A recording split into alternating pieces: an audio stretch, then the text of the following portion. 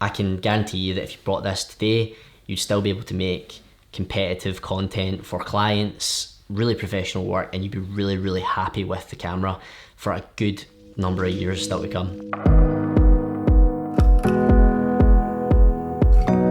What's going on, guys? Today is January 12th, 2021, which officially marks 2 years since I bought this camera.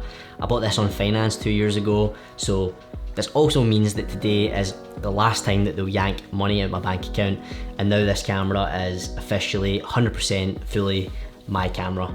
So on that fateful day in 2019, I took the massive leap of faith of buying my first professional camera, and although I had my loved ones and my friends all convinced that I had some sort of master plan for it, I think deep down I wasn't really so sure. It's now 2 years later, and it turns out that in fact I actually did.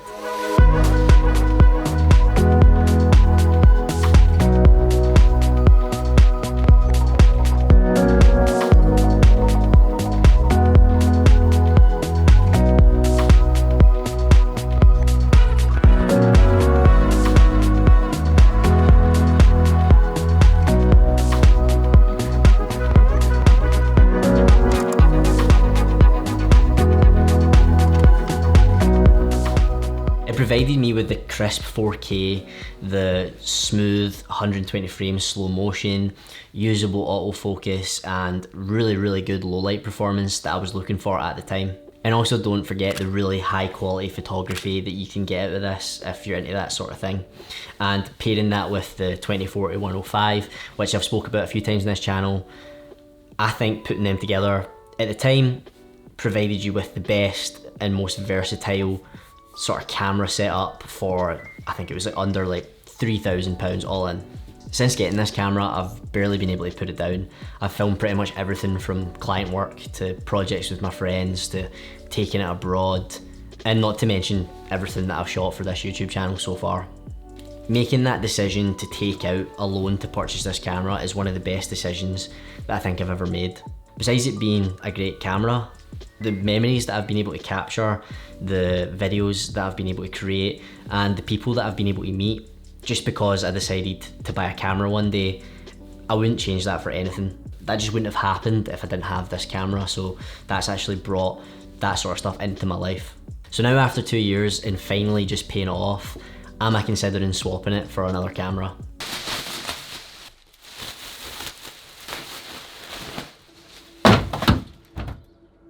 The short answer is no. I actually need a second one. When I first got into videography, I never thought that I would run into so many occasions where I actually needed a second camera, and not having that high quality second camera angle is honestly becoming the bane of my existence. Having a second camera is great for things like client work when you maybe want to shoot an interview and you want a second angle, but also for like YouTube content. I mean, I'm shooting this right now on my A7III. This isn't even mine, this is one of my friend's cameras. They let me borrow just so I could shoot this video. Cheers, Ev.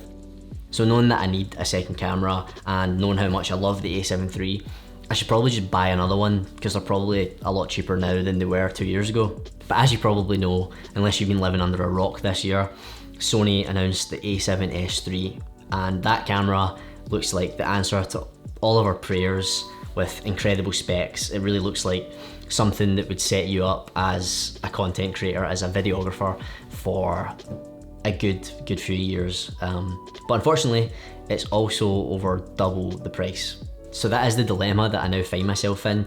Do I invest heavily into an A7S III and therefore demote the A7 III to a excellent B camera, or do I buy another A7 III to complete that 2-camera setup that I think I do need now?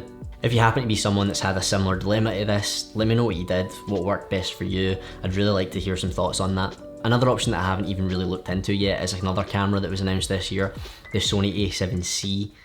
I've said A7 so many times in this video. A7C, A7S III, A7 III. Try saying that 3 times really fast. Now, to be perfectly clear to anybody who's looking to buy their first professional camera like I did, don't think that you need to buy yourself the latest and greatest gear in order to make incredible content. You really don't. I mean, the A7 III is a great camera, but that is still overkill for a lot of people. Don't get me wrong, it is still an expensive camera, but if you were thinking about picking one up and you weren't so sure because Sony brought out the A7III this year and the A7C, I can guarantee you that if you bought this today, you'd still be able to make competitive content for clients, really professional work, and you'd be really, really happy with the camera for a good number of years still to come. I wholeheartedly believe that, and that's why I'm considering buying another one in 2021. I also know there's rumours of an A7 IV, which just adds further in my decision making pain. So to circle back to the point of this video, no matter what camera that you're looking to buy, if you do need that extra push to go out and make that purchase, please do. I think the positive impact that making that decision has on your life, for me anyway, has been amazing, and if you want to do the same thing, if you want to go down this career path, then please make that step. So bottom line is, I don't know what to do. A7 III is still a great camera in 2021. I've loved it, having it for 2 years, and I'm going to use it for the next few years to come, no matter what camera I get from here on out. So let me know if you guys enjoyed the video. Do you have an A7 III, or do you have the A7S III? How is it? How does it compare? What do you think of the camera? It'd be great to hear some of the camera decisions that you've made. That's all for this one. Have a great week. Remember to invest in yourself, and I'll see you guys in the next one. A7C, A7S III, A7 III.